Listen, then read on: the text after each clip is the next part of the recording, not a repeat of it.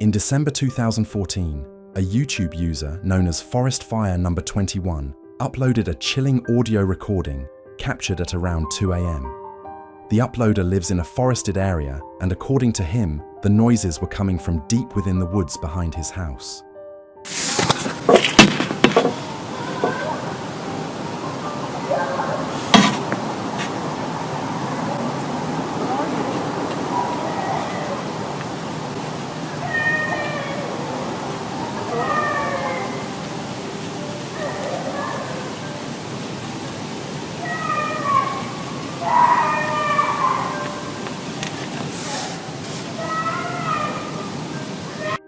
It's hard to make out exactly what the child is yelling, but after listening closely, you can hear an adult voice shouting, "Where are you?"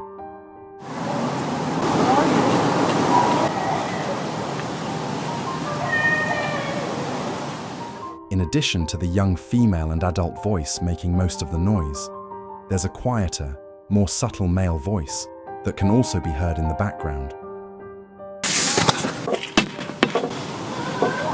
which only makes the video feel even more disturbing. The uploader later said he checked the news every day after hearing the screams, hoping to find an explanation, but nothing ever came up. Because this was recorded at 2 a.m. in cold December weather, in the middle of the woods, it raises questions. Why would a child be out in the freezing cold forest in the middle of the night? Was this a child in danger? Could it have been some form of abuse, an abduction, or something else entirely?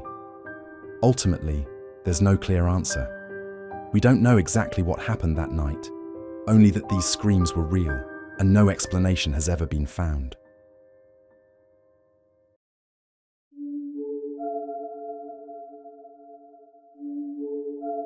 A YouTuber named Phil has been documenting his solo hiking trips on his channel, HikeSlam592.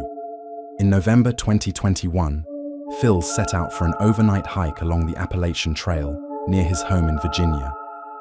His hike was uneventful for the first half hour, but eventually he noticed something strange, odd pieces of trash scattered along the trail. Some of the containers had writing on them. What looked like nonsensical song lyrics or poems had been carefully written out, only to be discarded in the woods. Well, hopefully I don't get murdered out here. That would totally ruin my day. Well, let's keep going. As he ventured deeper into the woods, things escalated. The weirdness continues.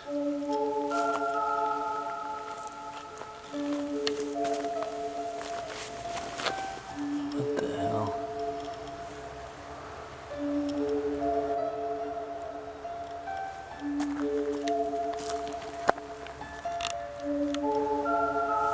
And there's a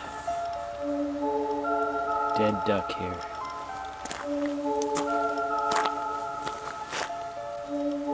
A very long note.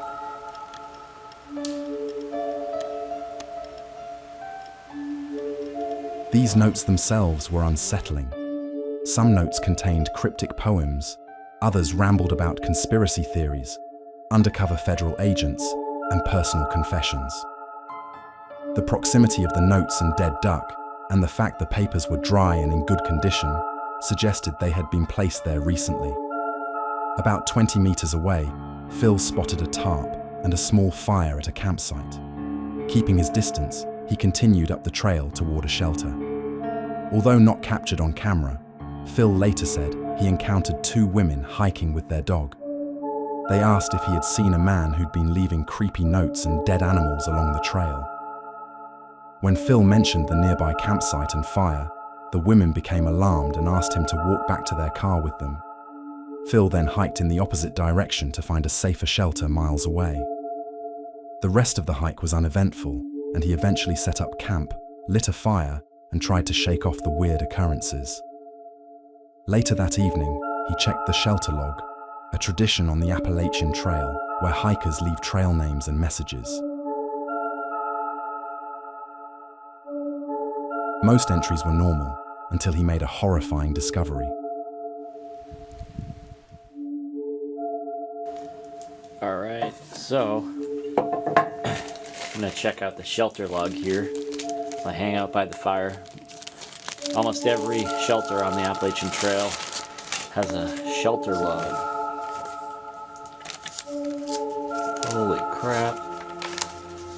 Wait a second.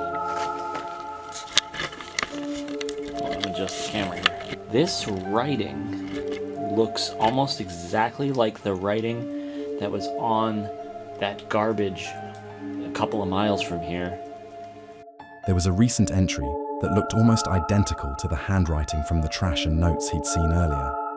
Despite being over 2 miles away and on the other side of the road, the handwriting matched perfectly. The entry jumped erratically between biblical references, personal grievances, and strange accusations. The thought that the same person was moving between shelters, erratically leaving disturbing notes across miles of trail, is deeply unsettling. As Phil prepared to sleep, he returned briefly to the shelter and made another discovery, a half Gatorade bottle hanging from the ceiling with another note inside. Dude, what the hell is going on here? I'm in the shelter, I'm packing up my stuff to go into my tent, and they have these things that they put in shelters a lot to hang your food bag from, so like mice can't get to it. Look at this one. What do you know? Same handwriting as the one in the book and a garbage on the trail from that same dude. So it says, watch out for yeet mouse.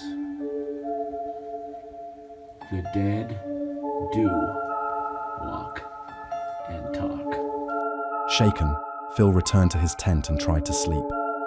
Later that night, he heard movement near the shelter and saw a lone man with a headlamp walking around. Not wanting to confront him, Phil quietly packed up and quietly made his way back to his truck, terrified. He made it home safely. He still hasn't posted another update about the notes. It's likely other hikers encountered them after he did. But who the writer was, or what might have happened if the man had noticed Phil in the middle of the night, remains unknown. Based on the content of the notes, the handwriting, and the mention of time in jail, it's likely the person was a homeless man who had been previously incarcerated and was now drifting along the trail. We'll never know exactly who they were, but it's clear they weren't in a sound state of mind, and encountering them alone in the middle of the night would have been extremely dangerous.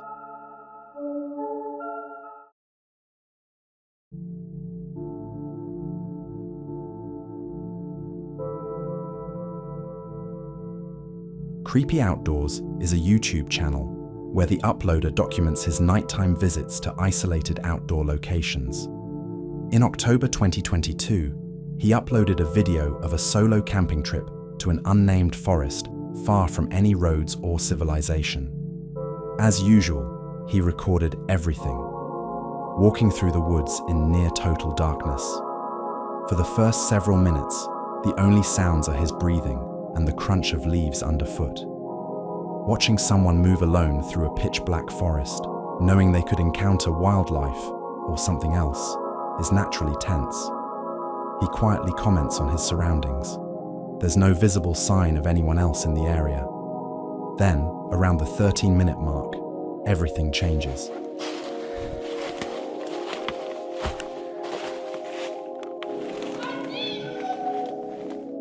Oh, fuck. Oh, hi. What the hell? I need to get out of here. Oh, boy. From roughly a couple hundred feet away, a faint but clear voice calls out. What makes the moment particularly disturbing is the timing. The voice only calls out after he switches off his torch, almost as if whoever or whatever made the sound was waiting for the light to go off before calling out. There are a few possible explanations. Certain animals, like foxes, can produce high-pitched screams that sometimes sound eerily human. Another possibility is auditory pareidolia, a phenomenon where the brain interprets random sounds as familiar patterns, like human speech. In a quiet, isolated environment, especially at night, our brains are primed to detect danger and can fill in the gaps, turning ambiguous noises, the rustle of leaves, distant animal calls, or echoes, into words or phrases that seem meaningful. In this case, it's possible the brain could interpret natural forest sounds as a faint human voice.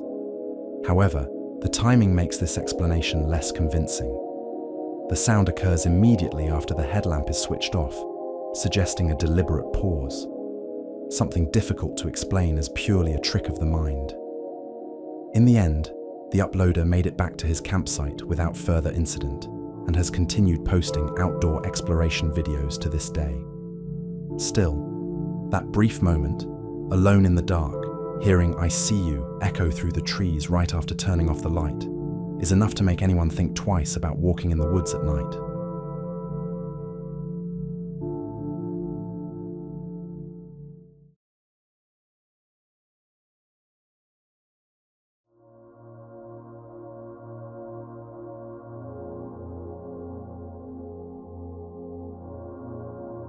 The Facts by howtohunt.com is a channel dedicated to sharing knowledge about the outdoors and encouraging people to explore the wilderness. In January 2022, a chilling video was uploaded to the channel. In it, a group of teenagers can be seen reacting to strange sounds coming from deep in the woods. When you're out in the woods at night, it can be easy to mistake animal noises for human screams. Foxes, coyotes, and bobcats are all known to make sounds that sometimes resemble yelling. Hear that? Get Trevor. Austin, get the light.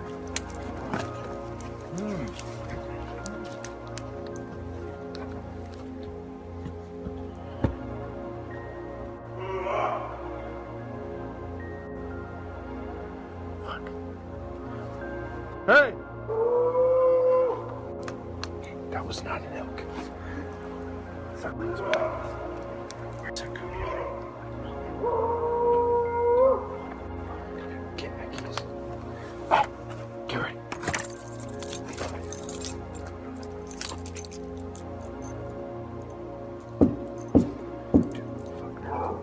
Fuck that. Everybody, get in my truck! Many viewers noted that the noises sounded disturbingly human. Some suggested it could have been a person yelling in the woods, which is unsettling in its own right. The teens' reactions appear genuine, making it less likely the video was staged. One possibility is that a large animal, like a moose or elk, could have made the deep noises, and a person nearby might have been involved, perhaps trying to defend themselves, scare the animal, or simply survive an unexpected encounter. If so, it raises questions. Did the person survive? Did anyone else witness what happened? Another, darker possibility is that it wasn't an animal at all. If a human was making the sounds, intentionally or in distress, it could indicate something more. Either way, the video leaves more questions than answers. The only thing we can say for sure is that whatever was making those noises was not something you'd want to run into alone in the dark.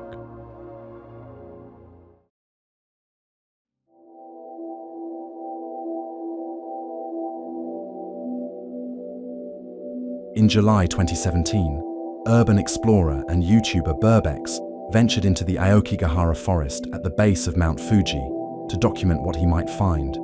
This forest, more widely known online as the Japanese suicide forest, over the years, it has gained a dark reputation as a place where people go to take their own lives. It's actually the same forest that Logan Paul visited in late 2017. At the entrance, a sign written in Japanese reads, "Quietly think once more about your parents, siblings, and children. Please don't suffer alone. First, reach out." Venturing far enough off the beaten track, it's not uncommon to find personal items left behind by those who entered with no intention of coming out. I'm only a few meters away from the road right now, but I've already found an abandoned bike. It's actually a pretty nice bike. Let's take a look at it.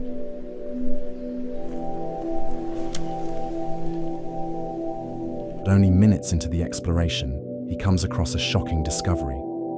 Looking closer, he finds empty packaging for a kitchen knife. Maybe somebody's going out into the woods to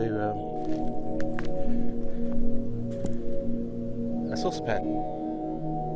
A few minutes later, he discovers a note written on a plastic bag. It reportedly translates to 12/11 verified, Fuji Yoshida Police Station verified, 12th of November, potentially referring to the date of discovery by police. Easily a visitor of the forest could stumble upon remnants of someone's final moments. Despite efforts by Japanese authorities, including security cameras near entrances and volunteers trained to approach visitors who appear distressed, tragedies still continue to occur. Given the abandoned bike, knife packaging, and note, it's likely that someone entered Aokigahara and took their own life. The items Burbeck's found may have been some of the last traces of that person's final moments.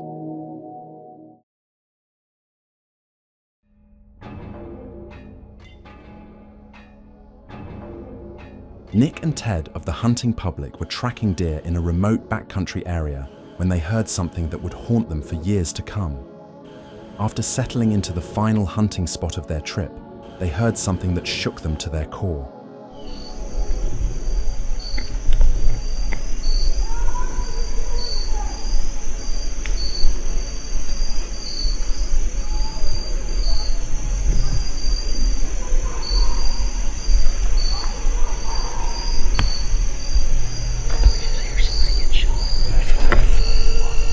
Gunshots are fairly common in hunting areas, but what truly unnerved them were the screams.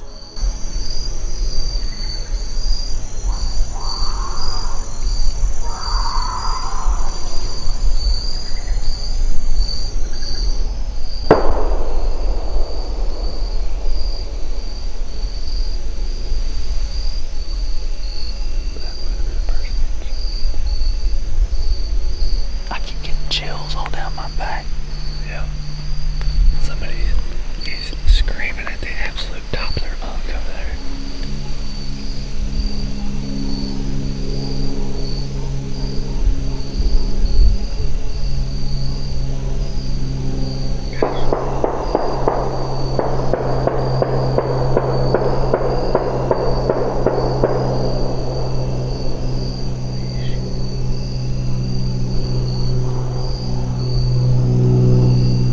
Something not good's going on.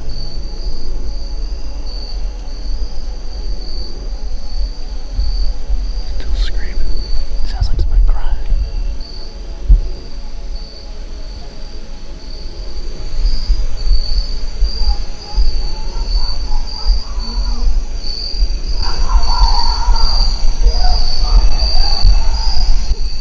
He's saying somebody else.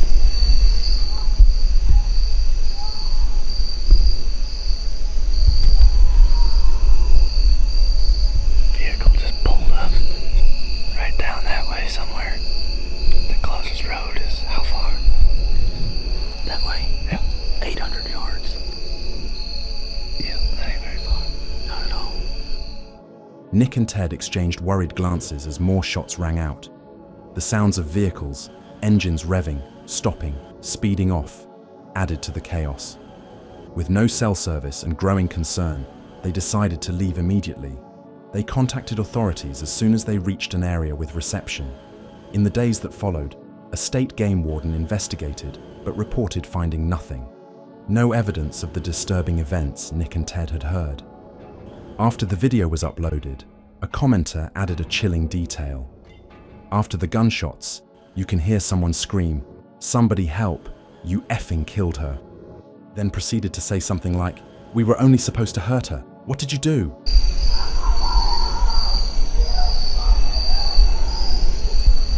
saying somebody else. Given the screams, the repeated gunfire, and the lack of any evidence afterward, it's highly likely someone was harmed, and that the scene was cleared before authorities could intervene. Whatever happened was truly horrifying. Was it an encounter that spiraled out of control?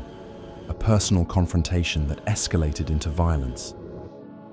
We may never know.